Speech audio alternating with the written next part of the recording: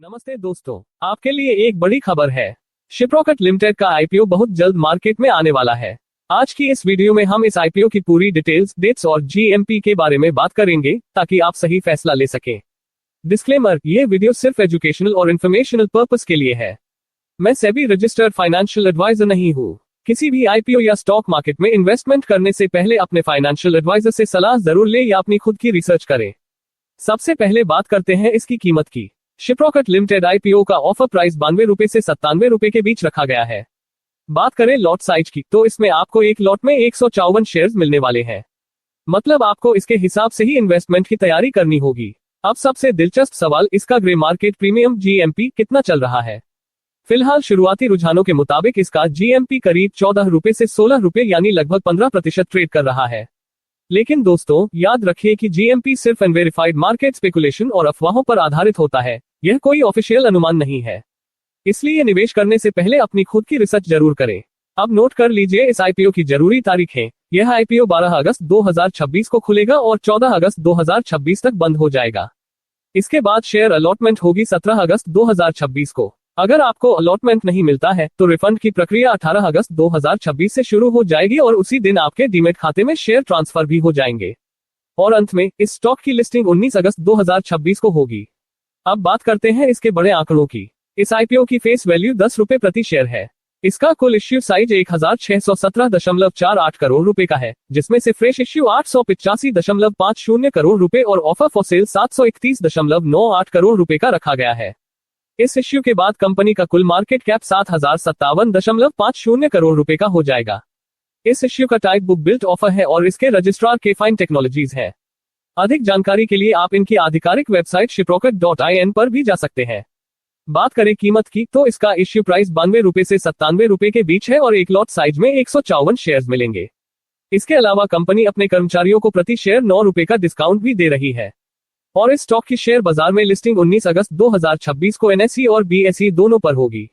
आइए अब जानते हैं कि किस कैटेगरी के लिए कितना हिस्सा आरक्षित है। इसमें क्यूआईबी कोटा 75% है, नी एचएनआई कोटा 15% है और आम निवेशकों यानी रिटेल कोटा 10% रखा गया है। साथ ही कर्मचारियों के लिए भी अलग से कोटा उपलब्ध है। क्या आप जानते हैं कि भारत की सबसे बड़ी new age commerce enablement platform company Shiprocket limited अपना आईपीओ लेकर आ रही है। आज की इस वीडियो में हम कंपनी के बिजनेस मॉडल, वित्तीय स्थिति और आईपीओ की पूरी डिटेल्स का गहराई से विश्लेषण करेंगे। सबसे पहले बात करते हैं कंपनी के बारे में। शिपरॉकेट की शुरुआत 2011 में हुई थी। यह एक end to end, new age, merchant first और एपीआई लेड टेक्नोलॉजी प्लेटफॉर्म है जो भारत में एमएसएमई और बड़े रिटेलर्स के लिए ई कॉमर्स ट्रांजैक्शन को आसान बनाता है। यह platform logistics, checkout, payment, fulfilment और क्रॉस बॉर्डर ट्रेड जैसी जरूरी बिजनेस ऑपरेशन की जरूरतों को संभालता है। ये खास तौर पर डायरेक्ट कॉमर्स को सपोर्ट करने के लिए बना है, जहां सेलर्स अपनी खुद की वेबसाइट, ऐप या सोशल मीडिया चैनलों के जरिए ग्राहकों को सामान बेचते हैं। कंपनी मुख्य रूप से 2 बिजनेस सेगमेंट में काम करती है। कोर बिजनेस, इसमें घरेलू शिपिंग प्लेटफॉर्म और ट्रैकिंग, वेट डिस्क्रिपेंसी इंटेलिजेंस व अर्ली कैश ऑन डिलीवरी, कॉर्ड रेमिटेंस जैसी सॉफ्टवेयर यूटिलिटीज शामिल है। इमर्जिंग बिजनेस, इसमें कार्गो और फुलफिलमेंट जैसे शिपरॉकेट ओमनी इंटरनेशनल शिपमेंट के लिए cross border platform, Shiprocket X faster checkout, hyperlocal delivery, Shiprocket quick और मर्चेंट की वर्किंग कैपिटल जरूरतों को पूरा करने के लिए शिपरॉकेट फिनटेक जैसी सेवाएं शामिल है। आइए अब नजर डालते हैं इसके फाइनेंशियल नंबर्स पर। वित्त वर्ष 2026 में कंपनी का ऑपरेशन से कुल रेवेन्यू 20,241 रुपए और 41 पैसे मिलियन रहा। इसमें से कोर बिजनेस का योगदान 14,854 रुपए और 12 पैसे मिलियन और इमर्जिंग बिजनेस का योगदान 5,387 रुपए और 29 पैसे मिलियन रहा है। हालांकि कंपनी को वित्त वर्ष 2026 में 792 रुपए और 45 पैसे मिलियन का रेस्टेटेड लॉस हुआ, लेकिन इसी साल कंपनी ने 176 रुपए और 48 पैसे मिलियन का एडजस्टेड EBITDA भी हासिल किया है। इस प्लेटफॉर्म से वित्त वर्ष 2026 में 214,769 एक्टिव मर्चेंट्स और 10,090 पावर मर्चेंट्स जुड़े हुए थे, जो कोर बिजनेस के जरिए कुल 69.58 मिलियन अंतिम उपभोक्ताओं को सेवा दे रहे हैं। 31 मार्च 2026 तक कंपनी के पास 1,470 स्थायी कर्मचारी थे।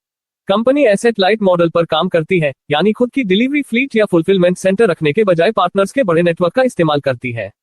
इंडस्ट्री डेटा के मुताबिक वित्त वर्ष 2026 के ऑपरेशनल रेवेन्यू के आधार पर शिपरॉकेट भारत की सबसे बड़ी new age end to end horizontal e commerce enablement platform है। तो दोस्तों, शिपरॉकेट के इस आईपीओ और इसके बिजनेस मॉडल को लेकर आपकी क्या राय है, हमें नीचे कमेंट करके जरूर बताएं। वीडियो पसंद आए हो तो लाइक करें और चैनल को सब्सक्राइब करें। आइए सबसे पहले कंपनी के पिछले कुछ सालों के वित्तीय आंकड़ों पर नजर डालते हैं। आंकड़े करोड़ में हैं। असेट्स, कंपनी के कुल असेट्स 31 मार्च 2023 को 2386.78 करोड़ रुपए थे, जो 31 मार्च 2026 तक बढ़कर 2504.76 करोड़ रुपए हो गए हैं। रेवेन्यू, कंपनी का रेवेन्यू लगातार बढ़ रहा है। 31 मार्च 2023 के 1126.90 करोड़ रुपए से बढ़कर 31 मार्च 2026 में ये 2077.42 करोड़ रुपए पहुंच गया है। प्रॉफिट आफ्टर टैक्स, कंपनी अभी भी घाटे में चल रही है। हालांकि घाटा कम हुआ है। 31 मार्च 2023 को यह -359.31 करोड़ रुपए था और 31 मार्च 2026 में यह -79.24 करोड़ रुपए दर्ज किया गया है। नेटवर्थ, 31 मार्च 2026 तक कंपनी की नेटवर्थ 1524.28 करोड़ रुपए है। रिजर्व्स और सरप्लस, 31 मार्च 2026 के अनुसार यह 888.06 करोड़ रुपए है। कुल कर्ज, कंपनी पर कर्ज 31 मार्च 2026 तक 242.01 करोड़ रुपए का है। अब सबसे बड़ा सवाल यह है कि आईपीओ से मिलने वाले पैसों का कंपनी कहां इस्तेमाल करेगी। इसके मुख्य उद्देश्य नीचे दिए गए हैं। पहला, कंपनी अपने इमर्जिंग बिजनेस और को बिजनेस के प्लेटफॉर्म्स की ग्रोथ के लिए कुल 365.60 करोड़ रुपए का निवेश करेगी। इसमें से 205.80 करोड़ रुपए मार्केटिंग पहलों पर खर्च किए जाएंगे और 159.80 करोड़ रुपए टेक्नोलॉजी इंफ्रास्ट्रक्चर और क्षमताओं को बढ़ाने पर लगाए जाएंगे। दूसरा, कंपनी अपने कुछ चुनिंदा कर्जों का पूरा या आंशिक भुगतान प्रीपेमेंट करने के लिए 210 करोड़ रुपए का इस्तेमाल करेगी, जिसमें उस पर लगा ब्याज भी शामिल है। तीसरा, इसके अलावा बाकी फंड का उपयोग अज्ञात अधिग्रहणों के जरिए इनऑर्गेनिक ग्रोथ और सामान्य कॉर्पोरेट उद्देश्यों को पूरा करने के लिए किया जाएगा। आइए सबसे पहले इसकी तुलना इसकी पीयर कंपनी एनकॉमस सॉल्यूशंस से करते हैं। रेवेन्यू, शिपरॉकेट का रेवेन्यू 2024.14 करोड़ रुपए है, जबकि एनकॉमस सॉल्यूशंस का रेवेन्यू 204.33 करोड़ रुपए है। पी रेशियो, शिपरॉकेट का पी रेशियो नॉट एप्लीकेबल क्योंकि कंपनी अभी घाटे में है, जबकि एनकॉमस का पी रेशियो 47.75 है। रिटर्न ऑन नेटवर्थ प्रतिशत, शिपरॉकेट का रिटर्न ऑन नेटवर्थ 5.20% है, जबकि एनकॉमस का 10.60% है। फेस वैल्यू, शिपरॉकेट की फेस वैल्यू 10 और एनकॉमस की 1 है। ईपीएस एप्स बेसिक और डाइल्यूटेड, शिपरॉकेट का बेसिक और डाइल्यूटेड ईपीएस 1.23 है, जबकि एनकॉमस का बेसिक ईपीएस 1.79 और डाइल्यूटेड ईपीएस 1.78 है। एनएवी, नाव पर शेयर, शिपरॉकेट का एनएवी 23.96 और एनकॉमस का 17.17 है। अब बात करते हैं शिपरॉकेट की मुख्य ताकतों की। पहला, इसका एसेट लाइट बिजनेस मॉडल है, जो बिना खुद की फ्लीट या वेयरहाउस रखे हाई ऑपरेशनल एफिशिएंसी और बड़े लागत फायदे देता है। दूसरा, इसकी एफिशिएंट डिजिटल फर्स्ट एक्विजिशन रणनीति के कारण 2026 में 96.73% मर्चेंट ऑनबोर्डिंग बिना किसी मैनुअल हस्तक्षेप के पूरी हुई।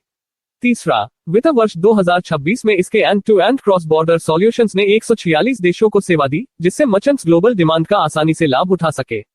चौथा, इसका ऐतिहासिक फाइनेंशियल प्रदर्शन मजबूत रहा है, जहां पिछले कुछ वर्षों में ऑपरेशन से रेवेन्यू 24.02% की सीएजीआर से बढ़ा है। पांचवा, इसका पेन इंडिया लॉजिस्टिक्स नेटवर्क बहुत बड़ा है, जो एक unified multi modal shipping network के जरिए 19,000 से अधिक पिन कोड को कवर करता है। ताकतों के साथ साथ इसमें कुछ जोखिम रिस्क भी हैं, जिन्हें जानना आपके लिए बेहद जरूरी है। पहला, कंपनी को हाल के सालों में घाटा हुआ है, जिसमें 2026 में 792 रुपए और 45 पैसे मिलियन का रेस्टेटेड लॉस शामिल है। अगर खर्चों को मैनेज नहीं किया गया तो ये घाटा आगे भी जारी रह सकता है। दूसरा, इसका बिजनेस प्रदर्शन मर्चेंट की सफलता, वेब ट्रैफिक और ऑनलाइन मर्चेंट अधिग्रहण पर निर्भर करता है, जिससे इसका रेवेन्यू बाहरी ऑपरेशनल जोखिमों के संपर्क में रहता है। तीसरा, सीमित अंतर्राष्ट्रीय अनुभव और इकोसिस्टम पार्टनर्स पर निर्भरता इसके क्रॉस बॉर्डर बिजनेस की ग्रोथ और विस्तार में बाधा बन सकती है। चौथा, गैर एक्सक्लूसिव लॉजिस्टिक्स पार्टनर्स पर निर्भरता कंपनी को सर्विस में रुकावट, कॉन्ट्रैक्ट रिन्यूअल के जोखिम और बढ़ती कॉम्पिटिटिव प्रेशर का सामना कराती है। पांचवा, ई कॉमर्स टेक्नोलॉजी मार्केट में उम्मीद से धीमी ग्रोथ होने पर डिमांड कम हो सकती है, जो बिजनेस के प्रदर्शन और ग्रोथ को नकारात्मक रूप से प्रभावित कर सकती है। तो दोस्तों, शिपरॉकेट लिमिटेड के इन सभी पीयर्स, स्ट्रेंथ्स और रिस्क को देखने के बाद आपका क्या नजरिया है? क्या आप इस आईपीओ में अप्लाई करने वाले हैं? हमें नीचे कमेंट सेक्शन में जरूर बताएं। वीडियो पसंद आए हो तो लाइक और शेयर करें और चैनल को सब्सक्राइब करना न भूलें। मिलते हैं अगली वीडियो में। धन्यवाद।